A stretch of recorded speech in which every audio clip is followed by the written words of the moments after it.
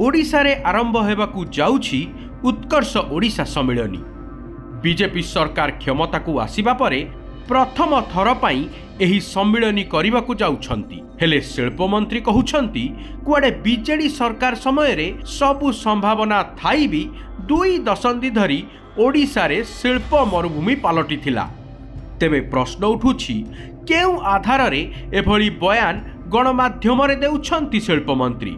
राजनैतिक असहिष्णुता ना सूचनार अभाव? बीजेडी सरकार बेले निवेशकों प्रथम पसंद पलटि थिला ओडिशा। देशर बड़ सहर सह विदेश रे रोड शो करथिले नवीन।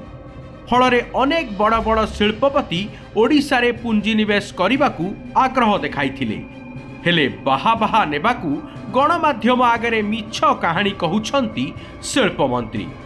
निवेशकों पसंद ओडिशा 2023 आर्थिक वर्ष रे सारा देश रे द्वितीय सर्वाधिक निवेश पाइथिबा राज्य पलटिथिला ओडिशा। जातीय और अंतर्जातीय स्तर रे निवेशक ओडिशा रे पुंजी खटाइबाकू आग्रह देखाउथिले।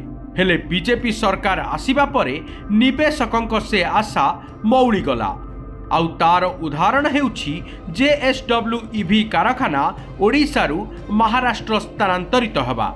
जदिओ सेतेबेले भी शिल्प मंत्री ताली पकाइबा भली बयान देइथिले, हेले कटक नराज रे विश्वर सर्वबृहत इलेक्ट्रिक जान कारखाना स्वप्न ही रही जाइछि। एथिरु केउ सरकार बेले निवेश और निजुक्ति सुजोग पाई बाट फिटितेला मंत्री निश्चय जानि पारुथिबे। तेबे बीजेडी नारे कही बाहा बाहा नेबाकू उद्यम करुथबा शिल्प मंत्री लोकों को मूर्ख भाबिबा भूल। कारण जनता सबु जानिछंती।